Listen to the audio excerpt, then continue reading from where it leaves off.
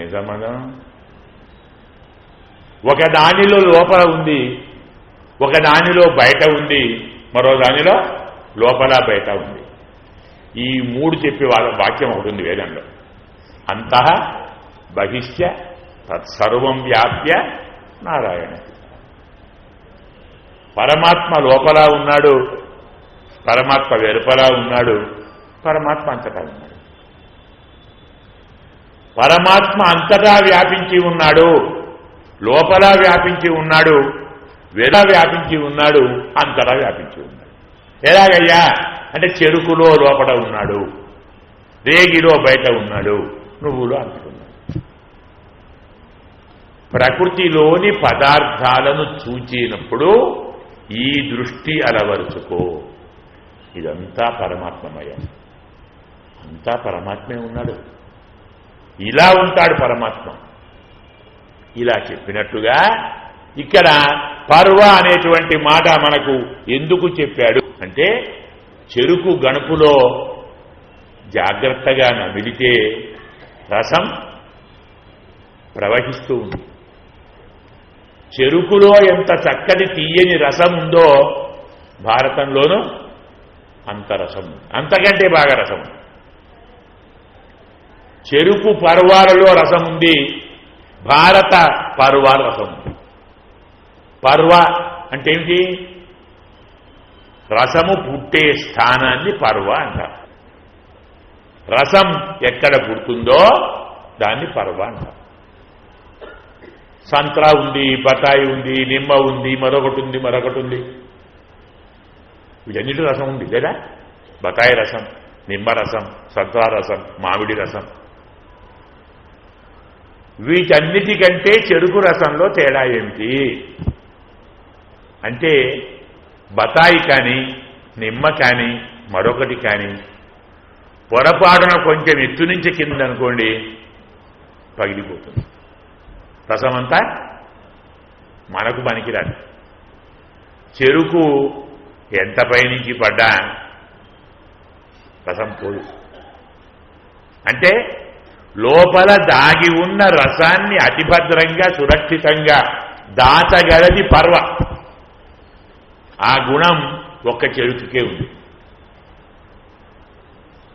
మామిడి పండు కానీ మరొక పండు కానీ అంత ఎత్తు నుంచి పడిందనుకోండి, పై చర్మం అంత బాగా ఉండదు, అందులో ఏదో ఇత్తులు ఉంటాయి, ఇంకేదో ఉంటుంది, రసం అంతా కారిపోయి మనకేం అందదు. చెరుకును ఎంత పైనుంచి ఎత్తవేసినా రసం పోదు. దానిపైన బెరడు ఉంటుంది, గణుకులు ఉంటాయి. వాటిని దంచితేనే, లేదు కొరికితేనే, పళ్లతో వాటిని తీస్తేనే రసం బయటకు వస్తుంది. చెరుకు రసాన్ని తాగారనుకున్నవాడు పళ్లతో దాని పై బెరడును పళ్లతోటే బయటికి తీయాలి, ఉన్నదాన్ని నమలాలి, నమిలి రసాన్ని మాత్రం తీసుకోవాలి. పొరపాటున రసంతో పాటు ఇంకో భాగాన్ని గొంతులోకి పోయిందనుకోండి, అంతేకాదు పళ్లతో పైబెరడు లాగుతున్నప్పుడు పొరపాటున పెదవికి తాకిందనుకోండి, పెదవి చీలిపోతుంది. పెదవి చీలకూడదు, రసం బయటికి పోకూడదు, పిప్పి లోపలికి పోకూడదు, రసం మాత్రమే రావాలి. ఇంత జాగ్రత్తగా రసాన్ని తీసుకునేవాడికి మాత్రమే చెరుకు పర్వలోని రసం అర్థమవుతుంది. అంతేకాదు చెరుకు తిన్న తరువాత నోరంతా పాడైంది అనుకొని పొరపాటున నీళ్లతో నోరు కడుక్కున్నామనుకోండి, పరిస్థితి ఏంటండి? పెదవులు నాలుక పగులుతాయి. పొరపాటున కడుక్కున్నామో గటంతే. భారతాన్ని చదివిన తర్వాత ఇంతే కదా ప్రపంచం అనుకుంటే మీ నోరు పగులుతుంది. మీరేం చేయలేరు. ఎందుకంటే చెరకంటేనే తీపి. అది నాలుకపై వచ్చిన తర్వాత ఆ తీపిని పోగొట్టాలని నీరు వాడితే ఆ పాపానికి పెదవి పగులుతాయి, మీ నాలుక పగులుతుంది. ఇంత పెద్ద భారతాన్ని చదివి ఇంత కమ్మని అర్థాన్ని విని అయ్యో దుర్యోధనుడు, అయ్యో ధర్మరాజు ఏం తెలియగలడండి, రాజ్యమంతా ఇచ్చేశాడు అని మన తెలివి చెప్పాము. మన నోరు పగులుతుంది, మన పెదవులు పగులుతాయి. ఇంకా బాగా చెప్పాలంటే పళ్ళు కూడా రాలుతాయి. ఏం చేస్తాం? చెరకులోని రసాన్ని తీసుకోవటం ఎంత కష్టమో భారతంలోని రసాన్ని ఆస్వాదించడం కూడా అంతే కష్టము. ఈ భావాన్ని చెప్పటానికి మనకు భారతంలో తక్కిన పేర్లు కాక పర్వ అన్నారు. పర్వ అని చెప్పిన వెంటనే మనకు చెరకు జ్ఞాపకం రావాలి, చెరకు రసాన్ని ఆస్వాదించే విధానము జ్ఞాపకాలి. ఎంత జాగ్రత్తగా ఉంటే మనకు చెరుకు రసం అనుభవించబడుతుందో అంత జాగ్రత్తగా అంత తెలివిగానే భారతాన్ని కూడా చదవాలి, వినాలి, తెలుసుకోవాలి, ఆలోచించాలి, ఎదుటివారితో బోధింపబడాలి, ధర్మాన్ని అనుభవించాలి. దీనిలో ఏ కొంచెం మారినా మనకు భారతం యొక్క సారం అర్థం కాదు. సన్నివేశాలు ఉన్నాయి, వర్ణనలు ఉన్నాయి, పదాలు ఉన్నాయి, వాక్యాలు ఉన్నాయి.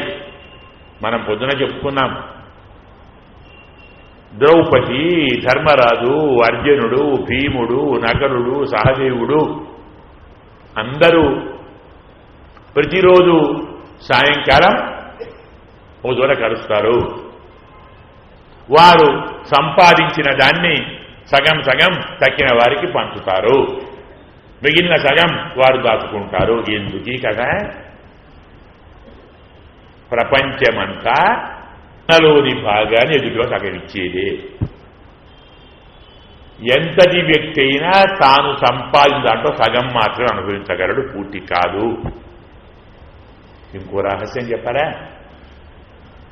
మహాభారతాన్ని ఎలా అర్థం చేసుకోవాలి అంటే చిన్న ఉదాహరణ చెప్తాం. మనం చెప్పుకుందాం అనుకుంటాను, అంటే ఇంత వివరంగా చెప్పుకోలేదు. భారతాన్ని ప్రారంభించవలసింది దేంతోటి? విరాట పర్వంతో అనుకున్నాం. ఆ విరాట పర్వంలో ఎంత అద్భుతమైనటువంటి తత్వాలున్నాయో చెప్పటానికి ఒక చిన్న ఉదాహరణ. భీముడు వంటల వాడిగా వచ్చాడు. ఎంత వయస్సుడు వ్యాసులంటే, నేను వంటలు చేయడంలో నిపుణుణ్ణి, నా పని వంట పని, నన్ను మీ దగ్గర వంటవాణిగా ఏర్పాటు చేసుకోవడానికి వచ్చాడు. ఎలా వచ్చాడు ఆయన అంటే, ఒక కవ్వం, ఒక గంటి, ఒక బాణలి అంటే మూకుడు, కవ్వము, గరిటె, మూకుడు, కత్తి, 4 పట్టుకొని చెప్పాలా ఇది? వంట చేసేవాడికి 4 ఉండాలి, గంటె ఉండాలి, కవ్వం ఉండాలి, మూకుడు, బాణలి ఉండాలి, కోయడానికి కత్తి కావాలి. వంటలవాడుగా వచ్చాడు, వంట చేయడానికి వచ్చాడు. నేను వంట చేస్తాను, అయ్యా నన్ను వంటవాడిగా ఉంచుకోండి అని ప్రార్థించడానికి వచ్చాడు అని చెప్పితే సరిపోదా? గంటె తీసుకొని వచ్చాడు, కవ్వం తీసుకొని వచ్చాడు, పెద్ద బాణలి తీసుకొని వచ్చాడు, ఓ ఖడ్గాన్ని తీసుకొని వచ్చాడు. ఇంతకంటే ఎక్కువ వంటవానికి ఇంకేం వద్దా? 4 కావాలా? అంటే 4 కావాలి. ఈ 4 మనమనుకునే 4 కాదు. కొంచెం బుద్ధికి పదును పెడితే ఎంత అద్భుతమైన అర్థం ఉంటుందంటే, గరిట దర్వి పాకరసం యథ. మనం లడ్డూలు చేస్తాం, సాంబారు చేస్తాం, రసం చేస్తాం, పరమాన్నం చేస్తాం, చాలా చేస్తాం. ప్రతి దానిలోనూ గడ్డబెట్టి కలుపుతాం. పప్పును కలుపుతాం, సాంబార్ను కలుపుతాం, లడ్డు పాకాన్ని కలుపుతాం, రసాన్ని కలుపుతాం. గంటే ప్రతి దానిలోనూ తిరుగుతుంది, ప్రతి దానిని తాకుతుంది. అందులో చేరిన కలిపిన పదార్థాలను అన్ని చోట్ల అందించటానికి సమానమైన భాగాన్ని చేరుస్తుంది. గట్టిగా ఉన్నదాన్ని మెత్తగా చేస్తుంది, ఎక్కడ ఉన్నదాన్ని మధ్యకు చేస్తుంది. అన్ని చోట్ల సమానమైన పాళ్ళు కలిగేలా ఉప్పు, కారం, పులుపు, మరొకటి అంతటా వ్యాపించేలా చేస్తుంది. కానీ ఆ గంటే అబ్బా ఎంత బాగుందండి, పాయసం తీయగా ఉంది, బా సాంబారు మొహమాలాడుతుంది అంటుందండి. లడ్డూపాకులోనూ కలుస్తుంది, సాంబారులోనూ కలుస్తుంది, ఇంత విషపు అందులో కలుస్తుంది. ఎందులో తిరిగినా ఎందులో కలిసినా తనకు తానితో సంబంధం లేదు. అందులో ఉన్న వాటిని సమానమైన భాగంలో కలిపి అందించటం తప్ప ఆ భావన, ఆ భోగం, ఆ రుచి, ఆ అనుభవం గంటకు లేదు. ధర్మశాస్త్రం చెప్తుంది మనః దర్వీవ సంయోజ్యం, మన మనస్సును గంటెలాగా ఉంచుకోవాలి. అంటే దుఃఖంలోనూ ఉంటుంది, సుఖంలోనూ ఉంటుంది, సంతోషంలోనూ ఉంటుంది, విచారంలోనూ ఉంటుంది, అన్నిట్లో తిరుగుతుంది. తనదేదీ కాదు, తనకేదీ కాదు, ఇవన్నీ తనవి కాదు. ఎవరికి నొప్పి? శరీరానికా మనస్సుకా? బాధ ఎవరికి? కత్తితో కోస్తే ఎవరికి బాధ? బాడీకా మనస్సుకా? నేను చెప్తాం ఏమన్నా కొంచెం డౌటే. అదేంటంటే కోసింది శరీరానికి కదా, బాధ శరీరానికే కలుగుతుందా? ఒప్పుకున్నావా? శరీరానికి బాధ అనేది కలిగితే మరి ఆపరేషన్ చేస్తారు కదా, అప్పుడు ఏం చేస్తారు?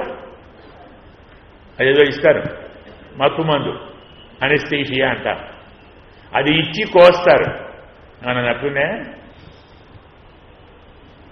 స్పృహ వచ్చిన తర్వాత ఎలా ఉందిరా బాబు అంటే ఏమంటాడు?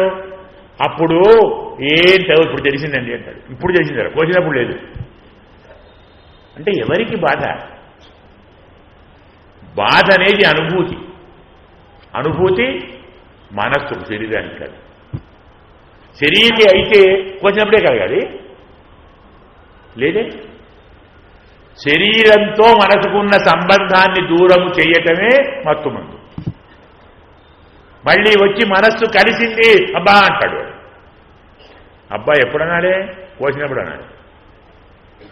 కాబట్టి బాధలో ఉన్నా, సుఖంలో ఉన్నా, సంతోషంలో ఉన్నా, కష్టాలలో ఉన్నా, భోగాలలో ఉన్నా అంటీ అంటనట్టుగా గంటెలాగా ఉండాలి. భీముడే వాయువు. వాయువు అంటే ప్రాణం. ప్రాణం ఉన్నప్పుడు ఈ శరీరం మనస్సుతో కలిసి ఉంటుంది. ఆ మనస్సు దేనికి అంటకుండా ముట్టకుండా ఉండాలి. ఇక కవ్వం ఉంది. కవ్వం ఏం చేస్తుందండి? పెరుగును చిలుకుతుంది. పెరుగును చిలికి అందులో లోపల దాగి ఉన్నటి వెన్నను మనకు అందిస్తుంది. అదేమైనా తీసుకుంటుందండి వెన్న? కొంచెం తిందామనుకుంటుందా? కవ్వము వెన్న తినాలనుకుంటే మనకేం దొరుకుతుందండి? అంతేకాదు మనం కూడా ఎంత త్యాగధనులం అంటే కవ్వంతో పెరుగు చిలికి వెన్న వస్తే వచ్చిన వెన్న తృప్తిపడక కవ్వాన్ని కూడా తీసుకొని గోరు పెట్టి మొత్తం పొరపాటున కొంచెం అంటిందో ఏమో, అది దానికుంటే కష్టం, ఇదంతా నాది కదా. ఉన్నదంతా ఊడ్చుకొని కవ్వం ఖాళీగా ఉంచుతాం. దానికి ఏమైనా లేదు. నన్ను ఇంతగా ఊడ్చాడు కదా, నాకు ఇంత వెన్నప్పుడు ఇవ్వలేదు కదా, మళ్ళీ నేనెందుకు చిలకాలి అనుకుంటుందా కవ్వం? మళ్ళీ పెరుగులో పెడితే రెడీ. మంథానం బుద్ధి మంథానముచ్యతే. గరిట అంటే మనస్సు, బుద్ధి అంటే కవ్వం. ఈ బుద్ధిలో అన్ని ఆలోచనలు ఉంటాయి.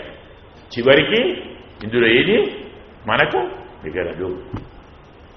మరొకటి ఉంది బాణరి, అంటే మూకుడు. పకోడీలు గోరిస్తాం, పూరీలు గోరిస్తాం, ఏమేమో గోరిస్తాం, అందులో నూనె వేస్తాం, దాన్ని బాగా మరిగిస్తాం, మరిగించిన నూనెలో పదార్థాలు వేస్తాం, బాగా గోరుతాయి, బాగా రుచి కూడా ఉంటాయి. ఎప్పుడు గోరుతాయి? నూనె ఉంటేనే. నూనె లేని బాణలిలో పిండేయండి, ఏమవుతుంది? మాడిపోతుంది. వేసిన పదార్థం గోలాలంటే ఒక్క మూకుడుతో సరిపోదు. నీకు రుచి పుట్టాలంటే ఆ మూకుడులో నూనె వేయాలి. ఈ శరీరం బాణలి, మూకుడు. దీనికి రుచి పుట్టేది స్నేహం ఉన్నప్పుడే. నూనె ఏమంటారు? స్నేహం కదా. సంస్కృతంలో స్నేహం అంటారు నూనె, తైలం అంటే. స్నేహంలో పడితేనే గోరుతాయి, స్నేహం లేకుంటే మాడుతాయి, తినలేం. అనుభవించాలనే ఆశ, అనుభవింపజేసేటువంటి అనుభవాన్ని అందించేది కేవలం బాణలి కాదు, కేవలం అగ్ని కాదు. అగ్నికి బాణలికి ఆ బాణల్లో నూనె ఉండాలి. నూనె పోసినప్పుడు అగ్ని దాన్ని మరిగించి అందులో పడ్డదాన్ని రుచిగా చేస్తుంది. నూనె పోయకుండా కేవలం బాణలిని అగ్నిలో పెడితే అందులో పడ్డదాన్ని కాల్చేస్తుంది. అర్థమైందా? అగ్ని అంటే జ్ఞానం. ఈ జ్ఞానాగ్ని శరీరంలో స్నేహం కలిగించకుంటే శరీరాన్ని కాల్చేస్తుంది. నాకెందుకు సంసారం, ప్రపంచం నాకెందుకు? ఇందులో స్నేహం కలిగింది అంటే ప్రేమ పుట్టింది, ఆశ పుట్టింది, ప్రీతి కలిగింది. ఇదే జ్ఞానం రుచిని కలిగజేస్తుంది. మనకున్న జ్ఞానం సాంసారిక విషయ భోగముల యందు రుచి కలిగించేదైతే, స్నేహం ఉంటే బాగా బాగా కోరుతాయి. ఇంకా తిందాం, ఇంకా తిందాం, ఇంకా తిందాం. స్నేహం తీసేశాము, మాడి మసైపోతాయి. ఈ శరీరం బాణలి. ఏమైంది? శరీరము వచ్చినది, మనసు వచ్చినది, బుద్ధి వచ్చినది. మనకి ఇంకేం ఉండాలి? మనకేదో ఏమున్నాయో, కత్తి కూడా ఉండాలి. కత్తి ఏం చేస్తుంది? దాని మీద వేసిన దాన్ని కట్, పండు కోస్తుంది, కూరగాయ కోస్తుంది, ఏడు కోస్తుంది. అవునండి, నిన్ను తెచ్చింది పండు కోయమని కదా, కూరగాయ కోయమని కదా, ఏడు కోస్తావేంటి అంటే ఏమంటాడు? తప్పు నీదా నాదా? నా మీద దేన్ని వేస్తే దానికి వస్తాను. కూరగాయ వేసావు దానికి వస్తాను, పండు వేసావు దానికి వస్తాను, చెయ్యేది దానికి వస్తాను. ఏదో నాకు అవసరం లేదు, నా సంబంధం ఉంటే కట్ చేస్తాను. అలాంటిది మనకుండేది అంతఃకరణం అంటారు. ఈ అంతఃకరణం సంసారాన్ని ఎంత జాగ్రత్తగా ప్రేమిస్తుందో పరమాత్మను కూడా అంత జాగ్రత్తగా ప్రేమిస్తుంది. అంటే ఈ అంతఃకరణం దేని మీదికి మళ్ళితే దాన్ని కోరుతుంది, దాన్ని ప్రేమిస్తుంది, దాన్నే ఆరాధిస్తుంది. మునులు, యోగులు, ఋషులు సర్వం కల్విదం బ్రహ్మ అంటారు. మనమేమంటాం? ఇదంతా ప్రపంచమే, ఇదంతా సుఖమే, ఇదంతా సంతోషమే, ఇదంతా భోగమే. ఎందుకు? మనం అంతఃకరణాన్ని ప్రకృతిలో పడేశారు, వారు అంతఃకరణాన్ని పరమాత్మలో పడేశారు. దేనితో సంబంధం ఉంటే దాన్ని ఛేదించినట్టుగా తనకు నిమిత్తంతో పని లేకుండా, ప్రయోజనంతో పని లేకుండా, అర్థమా అనర్థమా అని ఆలోచించకుండా సంబంధం ఉన్న దాన్ని ఛేదన చేస్తుంది. అజ్ఞానం ఇచ్చావు, అజ్ఞానాన్ని పోగొడుతుంది. జ్ఞానం ఇచ్చావు, జ్ఞానాన్ని పోగొడుతుంది. సంసారాన్ని చూచావు, దాన్ని రమిస్తుంది. పరమాత్మను కోరావు, దాన్ని రమిస్తుంది. అందుకే ఖడ్గం అంటే అంతఃకరణము. ఇలా మనస్సు, బుద్ధి, శరీరము, అంతఃకరణము. ఈ నాలుగుతో అంటవాడు విరాటరాజు గారి దగ్గరికి వచ్చారు. అర్థమైంది కదా? ఎవరండి విరాటుడు? మనం చెప్పుకున్నాం, పరమాత్మే. పరమాత్మ దగ్గరికి వెళ్ళేవాడు ఈ నాలుగు తీసుకొని, స్వామి ఇవి నువ్విచ్చావు కదా, శరీరం నువ్వే ఇచ్చావు, మనస్సు నీవే ఇచ్చావు, బుద్ధి నీవే ఇచ్చావు, అంతఃకరణం నీవే ఇచ్చావు, నీ దగ్గరికే వచ్చాను. ఇవన్నీ కలిపి ఎవరికి ఇయ్యాలి? నీకే ఇస్తాను. వంట చేసి అనుభవింపజేస్తాను. దేవుడు ఏమన్నాడు? రుచిగా చేస్తాను, నా అంత రుచిగా ఎవరు చేయలేరు, నాది భీమపాకము, రాజా రుచి చూపుతాను, ఒకసారి రుచి చూడు, మళ్ళీ దేన్ని కోరవు. పరమాత్మ ఇచ్చిన వాటిని పరమాత్మకు అర్పిస్తే రుచిగా ఉంటాయి. అవి మనం తింటే తే త్వగం భుంజతే పాపాహ ఏ పచంతి ఆత్మకారణ. మన కోసమంటూ మనం వండుకొని తింటే దాన్ని ఏమంటారు? పాపం అంటారు, అన్నం కాదు. వేదం కూడా కేవలాభో భవతి కేవలాది, కేవలము తినేవాడు కేవలం పాపి అవుతాడు. నేను వంట చేసుకున్నాను, నేను కూరగాయ చేసుకున్నాను, నేను అన్నం వండుకున్నాను, నేను తింటాను, ఇది నా కోసము అనుకుంటే దీన్ని అన్నం కాదు, నువ్వు తినేది అన్నం కాదు, పాపం తింటున్నావు. అదేంటండి మీరు వండుకుంటే పాపం అంటారా? వంట చేయటానికి ఎన్ని లక్షల కోట్ల జీవరాశులను చంపుతున్నావురా? దచ్చుతున్నావా? నూరుతున్నావా? విసురుతున్నావా? కోస్తున్నావా? ఊడుస్తున్నావా? కడుపుతున్నావా? పిసుకుతున్నావా? ఇంకా కసి చాలక నవ్వుతున్నావా? ఎత్తున్నాయండి. ఇన్నిటిని చంపి నీవు తినేది అన్నం అందామా? ఏమందా? పాపం. అందుకే వంట తయారు చేసి స్వామి ఆయన జరగదు, ఆయన తినడు, భయపడకండి. పొరపాటున పరమాత్మ ఒక్కనాడు తింటే మళ్ళీ మీరు తెల్లారి ఆయన అన్నం పెడతారా? మాకే గడ్డి లేదు, మళ్ళీ నీకు గోతం ఎవరా నాయన, నీకు గడ్డి పెట్టాలి. మీరు నువ్వు జస్ట్ ఫిల్టర్ చూడు అంతే. దేవాహ ఖాదంతి చక్షుష, దేవతలు కంటితో తింటారు. వారు పొరపనోడు తినడం మొదలు పెడితే మన గతి ఏమిటండి? నేను సరిపోదు. వంట తయారు చేసి వంట ముందర పెట్టి స్వామి ఇందులోని పాపాలన్నీ తీసుకొని అన్నం నాకే మిగిలించు, అన్నం మాత్రం తినకు, ఇది మన ఆరోగ్యం. అప్పుడండి భక్తులం మనం ఈ మాట చేయకుండా అది మనం తిన్నామనుకోండి పాపమంట మనది.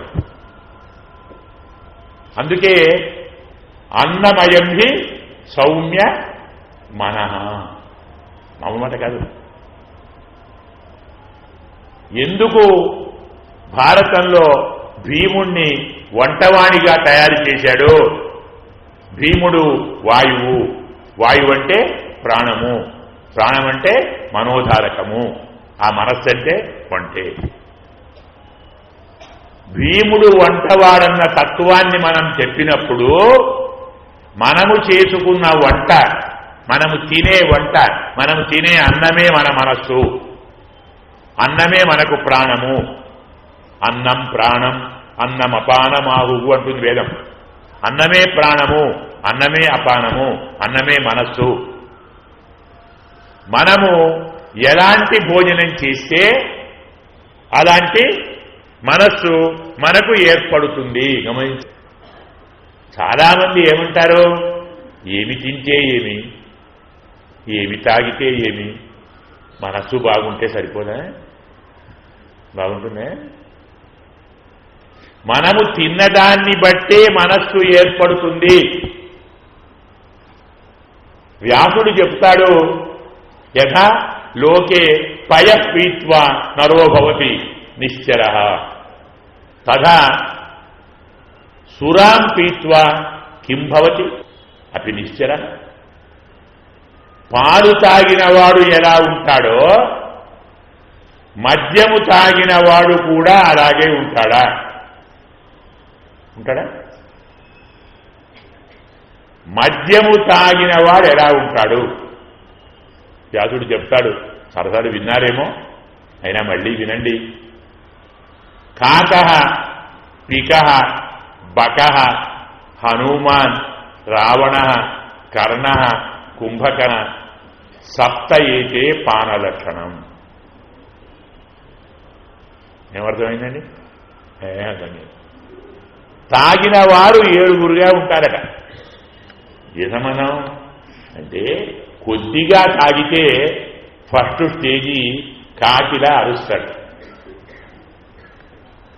Beginning stage. కొంచెం ఎక్కువ తాగాడనుకోండి, సెకండ్ స్టేజీ పిక, పాటను మొదలు పెడతాడు. కొంచెం తాగాడనుకోండి బకహ, కొంగలాగా తూరుతాడు. మరి కాస్త ఎక్కువ తాగాడు, హనుమంతుడిలాగా గంతులేస్తాడు. ఇంకా ఎక్కువ తాగాడు, రావణ అందరినీ కొడతాడు, రావణాసుడిలాగా. మరీ ఎక్కువైపోయింది, కన్నుడా అన్ని దానం, అందరి దానం ఉన్నాయని ఇచ్చేస్తాడు, దానం చేస్తాడు. లాస్ట్ స్టేజీ కుంభకర్ణుడు, నిద్రపోతాడు. అర్థమైందా? కాక పిక బకశ్చైవ హనుమాన్ రావణస్తథ కర్ణశ్చ కుంభకర్ణశ్చ సప్త ఏతే పానలక్షణం. మరి పాలు తాగితే ఇలా ఉంటాడా? ఉండడే. మనము తీసుకునేటువంటి అన్నమే, ఆహారమే మన మనస్సుగా మారుతుంది. మనము తీసుకున్న ఆహారం, మనము తయారైన వంట మనమే తింటే, చెప్పుకున్నాం కదా, పాపాన్ని తింటున్నాము. పరమాత్మకు పెట్టి తింటేనే అది అన్నము. ఎందుకు? తైర్దత్తాన్ అప్రదాయేత్య యో భుంక్తే స్తేన ఏవ సహ. మనం సంపాదించామా అన్నాన్ని? అవునండి, నేను బియ్యం కొనుక్కొచ్చాను. కొనుక్కొచ్చావు. ఎక్కడివి బియ్యం? షాపులో. వాడికి ఎక్కడివి? మిల్లు. వాడికి ఎక్కడివి? రైతు. వాడికి ఎక్కడివి? పొలము. వాడికి ఎక్కడివి? వర్షం పడాలి, అది ఓడియాలి. నీరు లేకుండా పంట పండుతుందా? వాన లేకుండా నీరు వస్తుందా? ఎవడిచ్చాడు మరి? అగ్ని, వాయువు, ఆకాశము, జలము ఇన్ని కలిస్తే నీకు వచ్చింది. దేవతలు ఇచ్చిన దాన్ని దేవుడు పెట్టకుండా నువ్వు తింటే దొంగవు కాదు. ఎవరి వల్ల తీసుకున్నావో వారికి పెట్టకుండా తింటే నీవు దొంగవు. వ్యాసుడు చెప్తాడు, యావత్ భ్రియేత్ యథరం తావత్ స్వత్వం మహీయతే. నీ కడుపు ఎంతతో నిండుతుందో అంతే నీవు దాచుకోవాలి. అధికం యోభిమన్యేత, నీ కడుపు నిండేదానికంటే ఎక్కువ నీవు దాచుకుంటే సస్తేన దండమర్హతి. వాడు దొంగ, వాణ్ణి శిక్షించాలి. అంటే ఏమిటి? మనము చేసిన వంటను పరమాత్మకు అర్పించాలి, నివేదన చేయాలి. భగవంతునికి నివేదన చేయకుండా తినేది అన్నం కాదు పాపము. స్వామి ఇచ్చిన వాటితో నీకే వంట చేసి పెడతాను అన్నాడు భీముడు.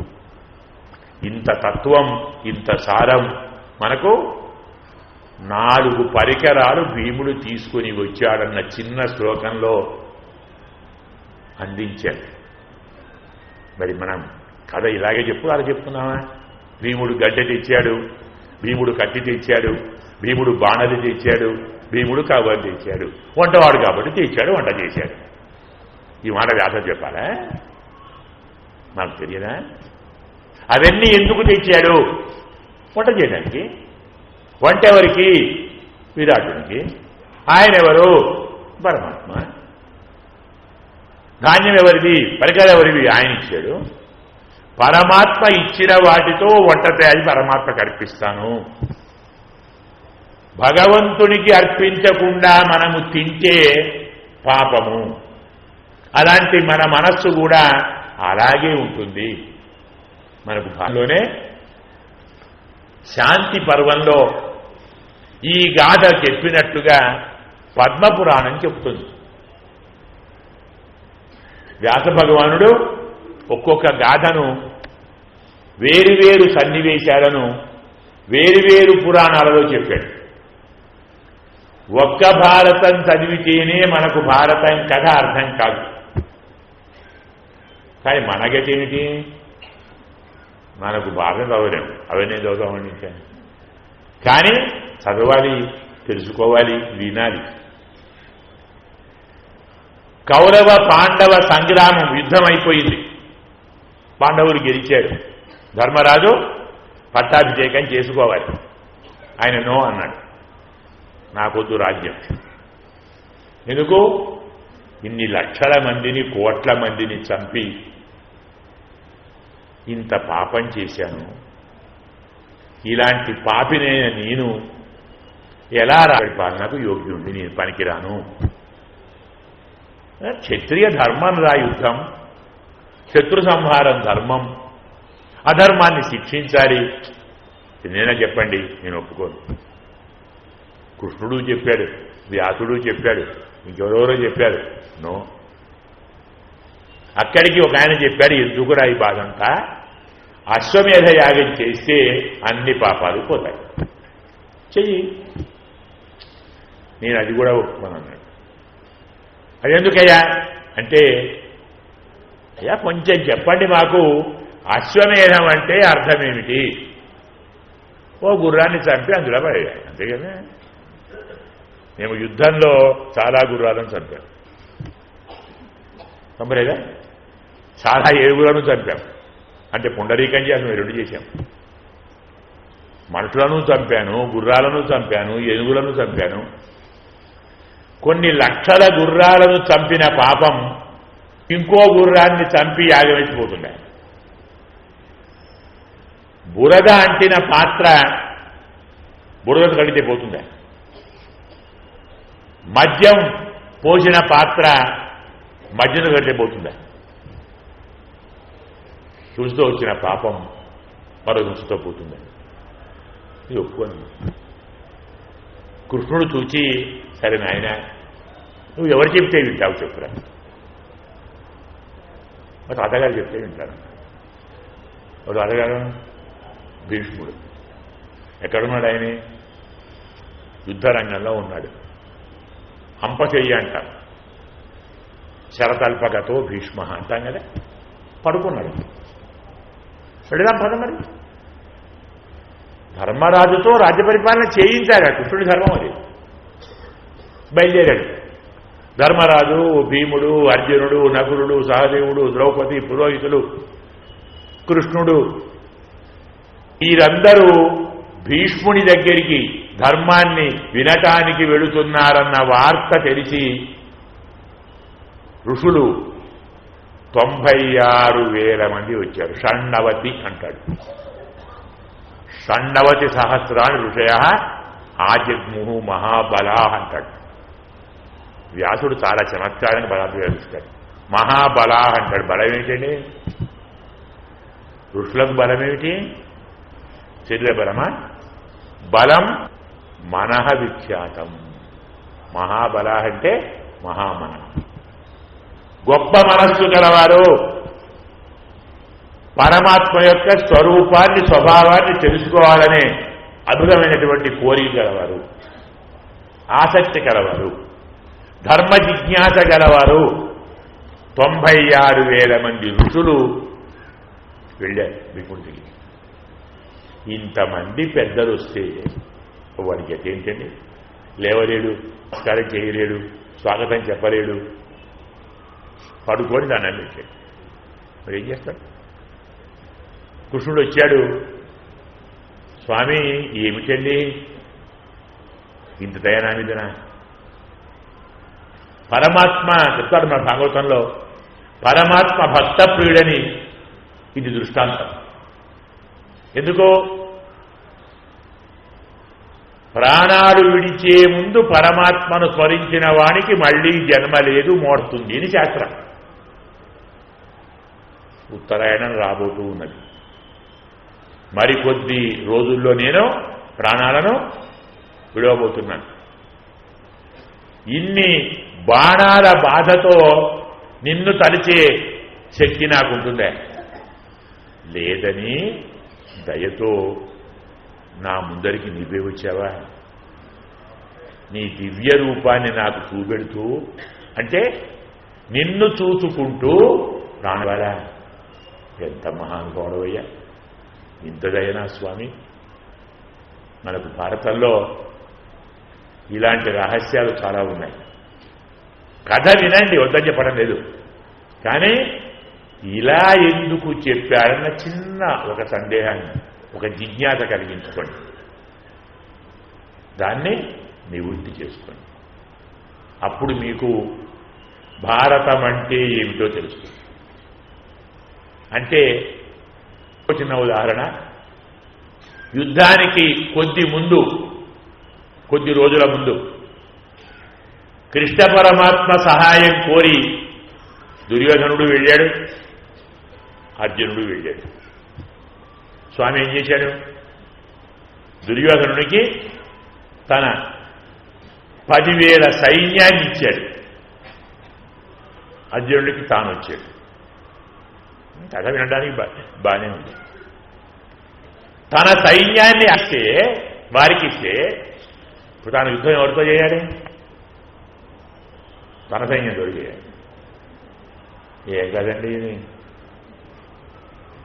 ప్రపంచంలో ఎవరైనా తన సైన్యంతో తాను యుద్ధం చేస్తున్నారా?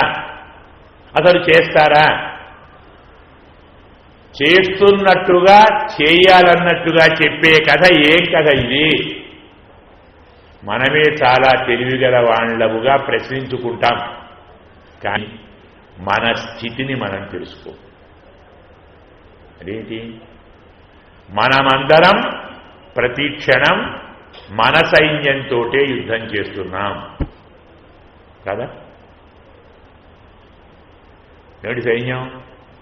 కన్ను, ముక్కు, చెవి, నాలుక, నాసిక, శరీరము, కాళ్ళు, చేతులు, మనస్సు, బుద్ధి. ఎప్పుడైనా మనం చెప్పినదే వింటాయండి? తెల్లవారు కావాల 4 గంటలకు లేవాలి, అలారం పెట్టుకున్నాం. జనవరి చలికాలం, అలారం మోగింది, ఏం చేస్తాం? నెత్తిన మొట్టి పడుకుంటాం. ఇప్పుడు ఎవరి మాట విన్నట్టు? సైన్యం ఎవరిది? లేవాలనుకున్నది ఎవరు? మనం. అలారం పెట్టింది ఎవరు? మనం. అలారం బంద్ చేసింది ఎవరు? మనం. లేవద్దు అనుకున్నది ఎవరు? యుద్ధం ఎవరిది? నాయనా నీకు డయాబెటిక్ ఉందిరా, చక్కెర తినొద్దు అంటే ఒక్క లడ్డు తిని ఇంకో టాబ్లెట్ వేసుకుంటానంటాడు. ఏం కోసం యుద్ధం కదా ఇది? ప్రతి క్షణం మన అవయవాలతో మనం యుద్ధం చేస్తున్నామా లేదా? ఇదంతా మన సైన్యం కాదా? ప్రపంచంలో ప్రతి వ్యక్తి, ప్రతి ప్రాణి తన సైన్యంతో తాను యుద్ధం చేస్తుంది. ఆ సైన్యం కూడా 10,000. అంటే 5 జ్ఞానేంద్రియాలు, 5 కర్మేంద్రియాలు. ఒక్కొక్కటి బహుశాఖా అనంత అంటే 1000. 10,000 సైన్యం కృష్ణ పరమాత్మ శత్రువులకిచ్చాడు అంటే అర్థము మనకు ఇచ్చిన సైన్యం ఎవరిచ్చారు మనకు వీటిని? ఆయనే ఇచ్చాడు కదా. ఇచ్చేమన్నాడు? నీ సైన్యం అన్నాడు. మన గతి ఏమిటి ఇప్పుడు? దాన్ని వాడుకుందామా, దానితో పోరాడుదామా? పరమాత్మ ఈ సైన్యం నాకొద్దయ్యా, నువ్వు తీసుకో అనండి, నిన్ను బాధించవు. ఇది నా సైన్యమే, నేనే వాడుకుంటాను చెప్పినట్టు వింటే ఒట్టు. లడ్డూ తినొద్దు, తప్పకుండా తినాలి. పరస్త్రీని చూడొద్దు, మొదలే చూడాలి. మనకు నరకంలో చెప్పాడు భారతంలోనే అనుశాసన పర్వంలో నరక యాతనలు ఉన్నాయి. ఈ నరకంలో ఉండేటువంటి యాతనల్లో ఒక శిక్ష స్తంభం అంటే తెలుసా ఏంటో? ఉక్కు స్తంభం. ఎర్రగా కాల్చి పెడతాడు ఉక్కు స్తంభాన్ని.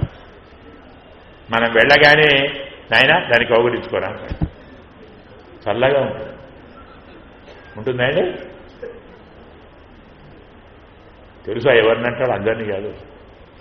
ఇక్కడ ఉన్నప్పుడు పురుషుడు వివాహమయ్యి భార్య ఉండి కూడా పరస్త్రీని కౌగలించాలనే కోరిక, కౌగుకోవడం కాదు, కోరిక ఉన్నవాడికి, అలాగే భర్త ఉండి కూడా పరపురుషుణ్ణి కౌగిలించుకోవాలనే కోరిక ఉన్న వారికి ఆ శిక్ష. ఎందుకంటే నువ్వేమనుకున్నావు? కౌగిలించుకున్నావు కదా. కౌగిలించుకుంటే ఏమవుతుంది? కాస్త వేడి కాదు, బాగా వేడింది కౌగిలించుకో. ఎంత వేడి అనుకున్నావు? వద్దన్నంత వేడి కౌగిలించుకొని ఆయన. ఇప్పుడు ఈ అయస్తంభ శిక్ష నీకు విధించింది ఎవరు? ఆయన. నువ్వే కదా. కోరుకుంది ఎవరు? నువ్వే కదా. చేసింది ఎవరు? నువ్వే కదా. చేయించింది ఎవరు? నీ సైన్యం కదా. నీ మనస్సు, నీ చేతులు, నీ కాళ్ళు, నీ నాలుక, నీ కండయ్యా. ఎవరిచ్చారు? ఆయన ఇచ్చారు. జాగ్రత్తగా ఆలోచించండి. భారతం ఎంత అమృతమో ఆలోచించండి. చిన్న చిన్న సంఘటన అద్భుతమైన తత్వాన్ని చెప్తాయి. చిన్న మాటే. కృష్ణ పరమాత్మ సైన్యాన్ని కౌరవులకు ఇచ్చాడు. ఎవరికి ఇచ్చాడండి? కౌరవులకు, భూమి మీద అరిచే వాళ్లకు. ఎవరు? మనమే అరిచేది కదా. కావాలి కావాలి కావాలి ఒకటే అరుస్తాం మనం. భార్య కావాలి, అయ్యో మా భార్యకి పెళ్లి కాలేదండి, అది వరకు.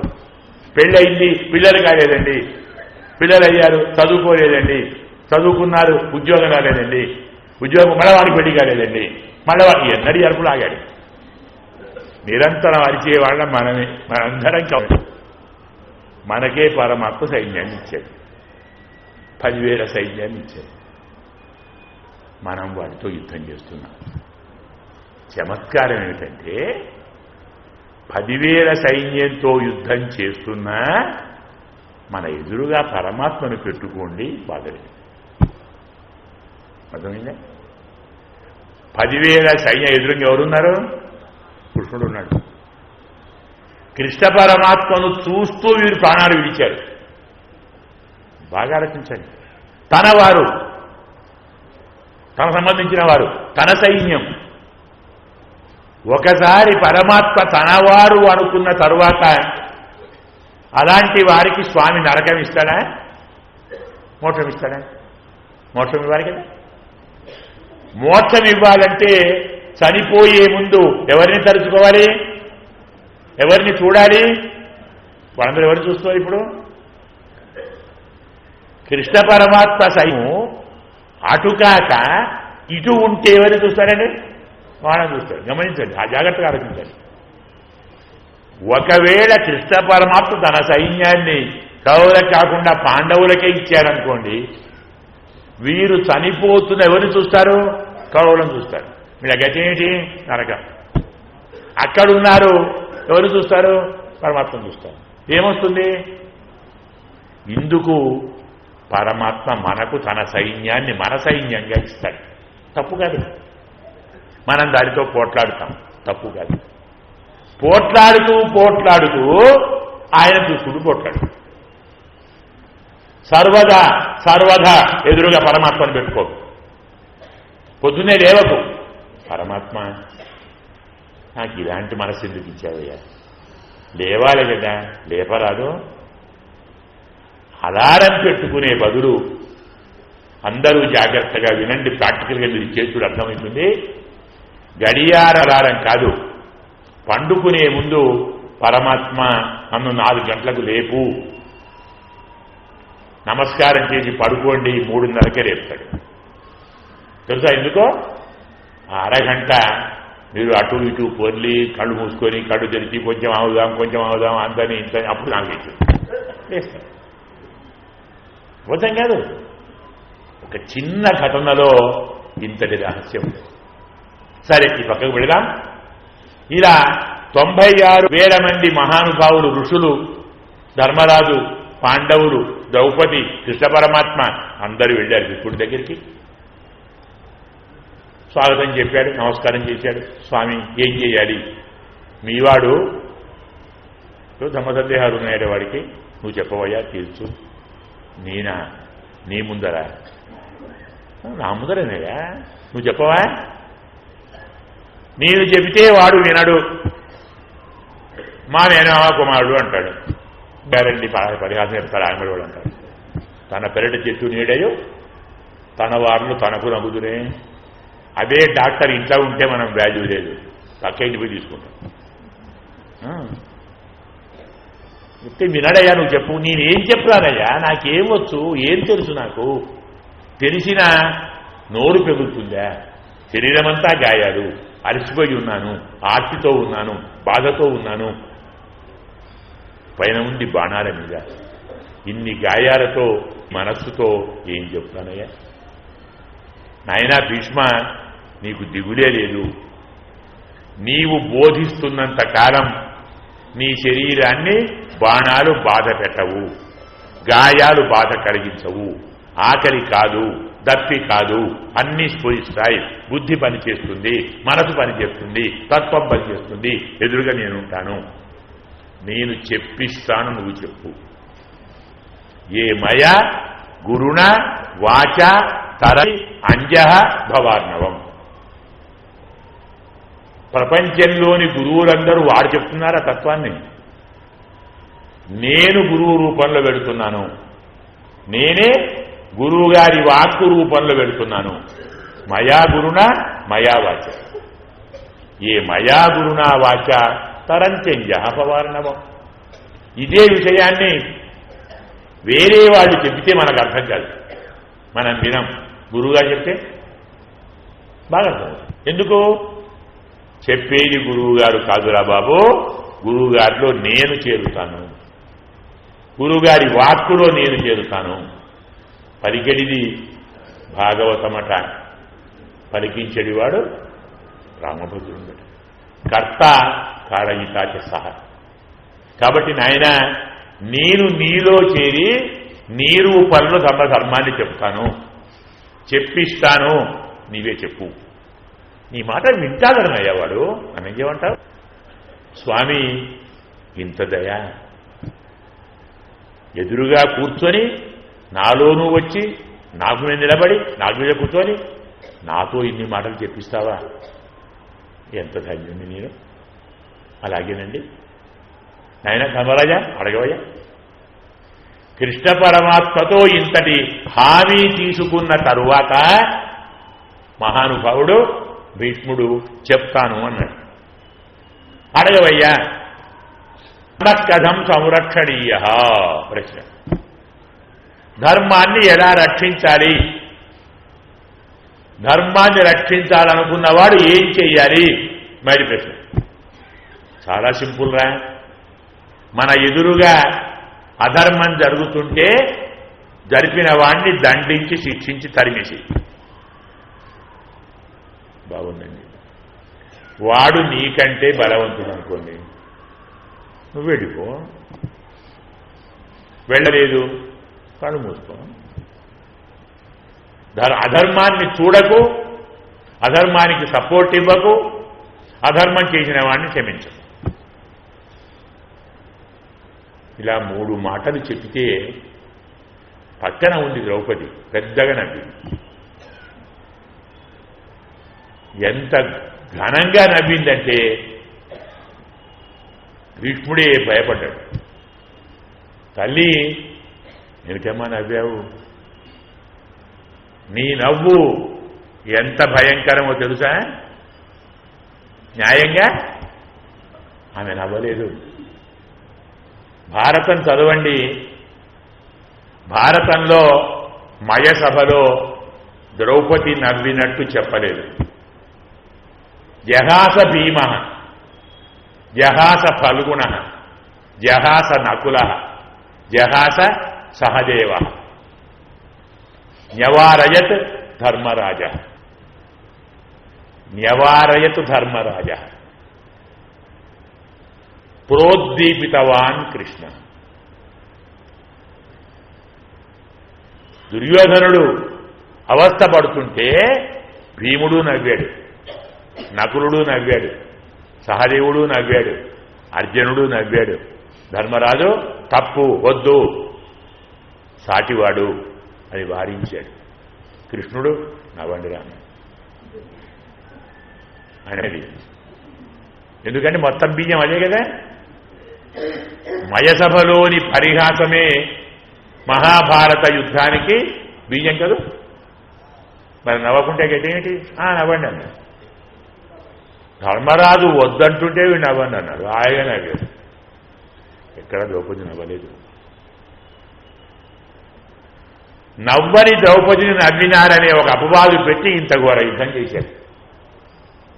ఏమిటి కారణం అంటే, నన్నుకి ధర్మరాజు నవ్వాడు, నన్ను చూచి భీముడు నవ్వాడు, నన్ను చూచి సహదేవుడు నవ్వాడు అని చెప్పుకుంటే దుర్యోధనుడు నలుగురు ఇంకెప్పుడు నవ్వుతారు. సహజమయ్యా, వాళ్ళు శత్రువులు, దాయాదులు, పారివాళ్ళు. అవమానం పడితే నవ్వుతారు, అందులో ఇంతేమిటి? కానీ ఒక కులస్త్రీ, ఒక పతివ్రత, ఒక క్షత్రియ స్త్రీ సాటి రాజును చూసి నవ్వింది అంటే అవమానం. నాకు అవమానం జరిగింది, నన్ను హేళన చేశారు, అది ఎవరు? ద్రౌపది. అందుకు పగ తీర్చుకుంటాను. కేవలం ద్రౌపదిని సాకుగా పెట్టి ఆమె పేరు పోయించు అని నన్ను దుర్యోధనుడు ఇంత కథ నడిచాడు. మీకు చివరికి వెళితే,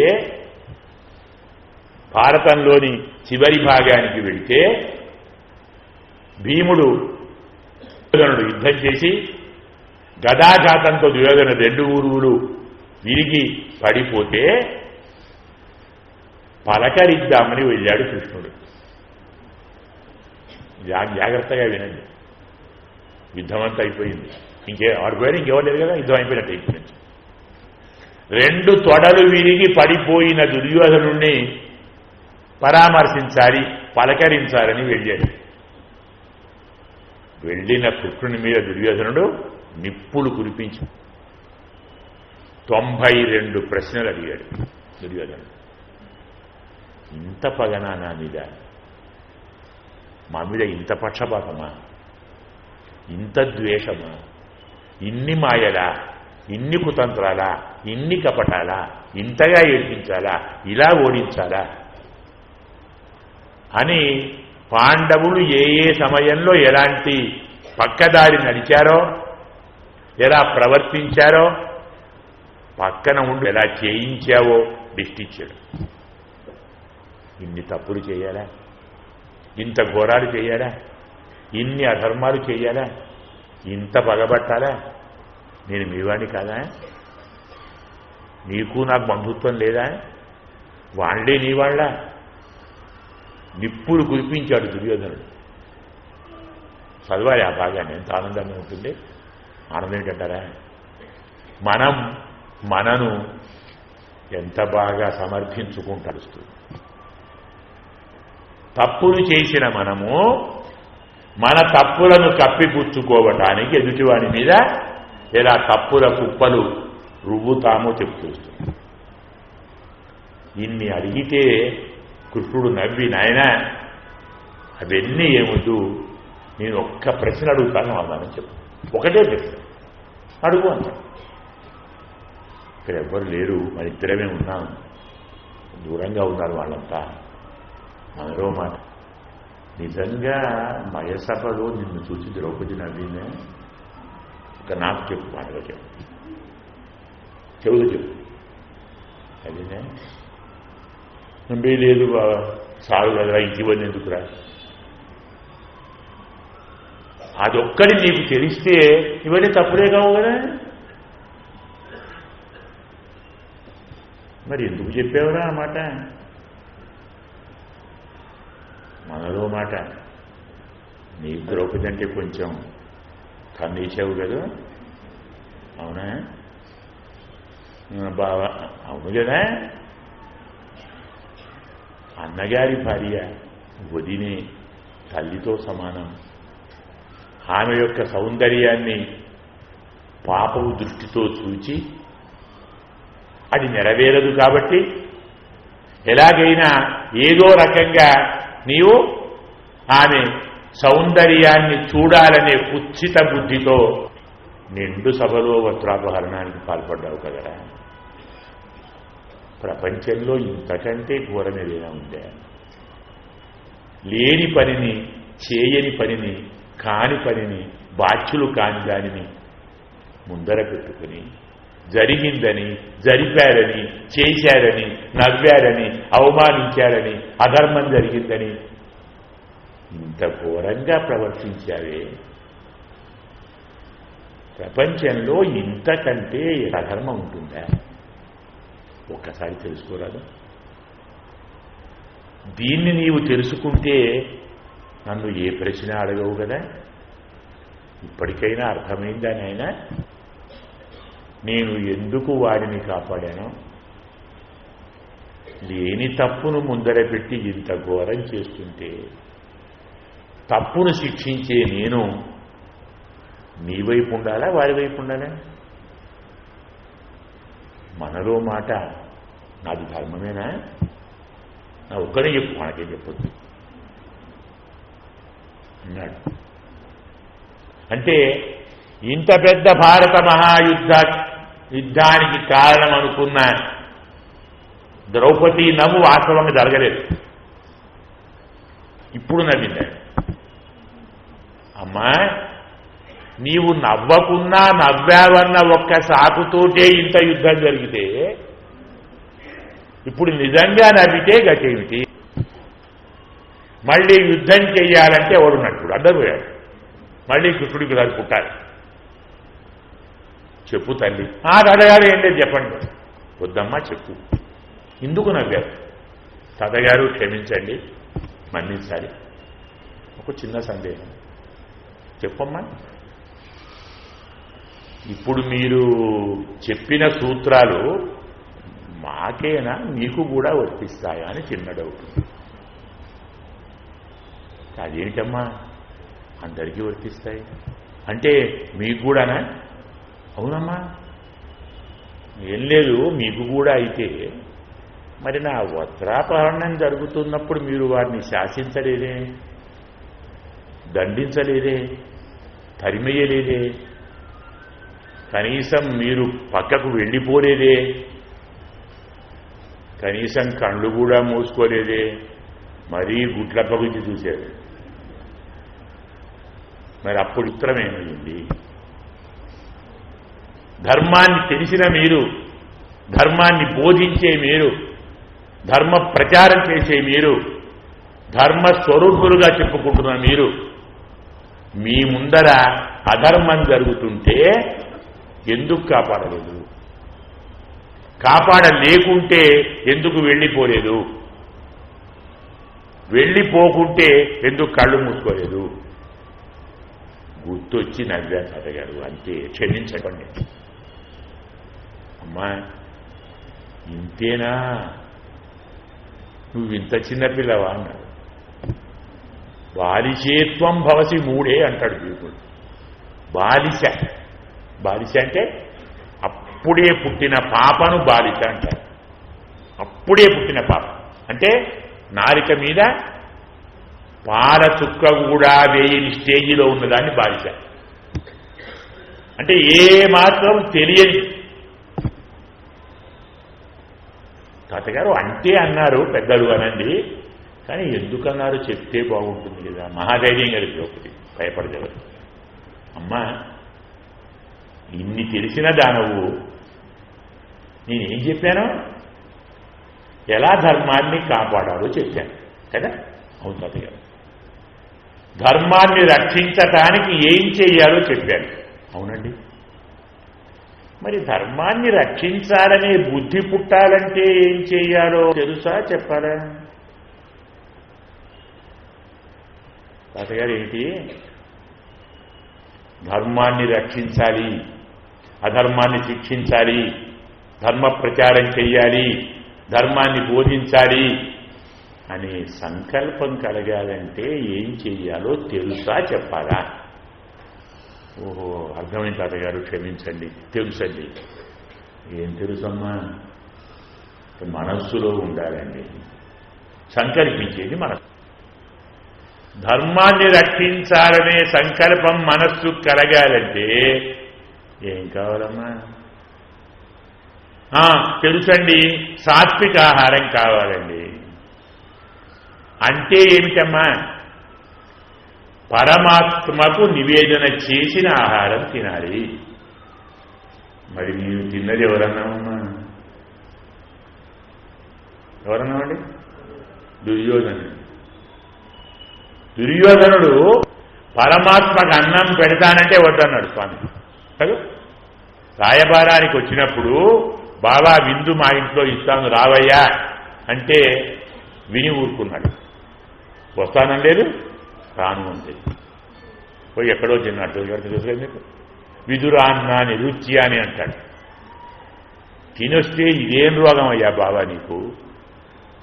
రాయబారివని కూడా చూడకుండా, దూతవని చూడకుండా, రాజధర్మాన్ని చూడకుండా, తనేమంటాం ప్రోటోకాల్ అంటాం కదా, దాన్ని కూడా మర్చిపోయి నావాడవు బావవు మనవాడవు అనుకొని మర్యాదగా భోజనానికి పిలిస్తే పోయి అక్కడ తింటావా? ఇదేం ఘోరమయ్యా? అయ్యో పిచ్చివాడా, దుర్యోధనుడు అద్భుతమైన రాజనీతి బాగా తెలిసినవాడంటే విన్నాను నేను, ఇంత అమాయకుడవా అన్నాడు. అమాయకుడే? నాకు తెలుసయ్యా. ఏం తెలుసు రాజనీతి నీకు? చెప్తా. ద్విషదన్నం నభోక్తవ్యం ద్విషంతం నైవ భోజయే. శత్రువు పెట్టిన అన్నం తినకూడదు, శత్రువుకు అన్నం పెట్టకూడదు. ఇది రాజనీతి. నాకు తెలుసు కృష్ణ, నాకు తెలుసు. కానీ నీకు శత్రువు ఏముంది? మన శత్రువులా? పిచ్చివాడా, పాండవాన్ దుషసే రాజన్, మా ప్రాణానికి పాండవా. పాండవులు నాకేమవుతారా? అయ్యో మిత్రులండి, వారికి నువ్వేమవుతావురా? శత్రువు అండి. మిత్రుల శత్రువు నాకేమవుతారా? శత్రువు కదా. పాండవులు నీకేమవుతారా? శత్రువులు. వాళ్ళకు నేనేమవుతానరా? మిత్రుడు. శత్రువుల మిత్రువు ఏమవుతాడు? శత్రువు. నాకు నీవు శత్రువు, నేను నీకు శత్రువు. నీవు పెట్టకూడదు, నేను తినకూడదు. దుర్యోధనుడు ప్రేమగా పిలిచి అన్నం పెడతానంటే వద్దన్నాడు. పరమాత్మ స్వీకరించని పాపపు కూడును తిన్న నేను ధర్మం గురించి తెలిసిన కాపాడాలనే మంచి బుద్ధి నాకు కలుగుతుందా అమ్మా? నా మనస్సుకు ఆ బుద్ధి కలుగుతుందా? ఇప్పుడు నేను ఎందుకు ధర్మాన్ని కాపాడలేదు అర్థమైందా? ఇంకా సందేహం ఉందా? అతగారు క్షమించండి, బాగా అర్థమైంది. అర్థమైంది కదా. ఇది ఆహారంలోని పరమసూత్రం. నేను చెప్పాను ఈ మాట. చెరుకు గడను రసాన్ని నవిలి రుచి చూచేటప్పుడు చెరుకంటే పరమాత్మ, అందులోని రసమంటే పరమాత్మ, అందులోని కణుపు అంటే పరమాత్మ సంకల్పము.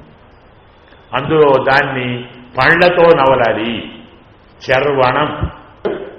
ఈ దంతములు పరమాత్మ ఇచ్చినటువంటి వేదాంత సార విజ్ఞాన ప్రవాహం ఆ పళ్లతో కొరికి పెదవులు చీలిపోకుండా తెలిసినటువంటి దాన్ని పక్కదారిలోకి పోకుండా రసోవై సహా రసగుహ్యేవాయుం లబ్ధ్వానంది భవతి అని ఆ పరమాత్మ రసాన్ని అనుభవించాలనేటువంటి పరమార్థాన్ని మనకు బోధించటానికి భారతంలోని భాగాలకు పర్వ అని పెట్టాడు.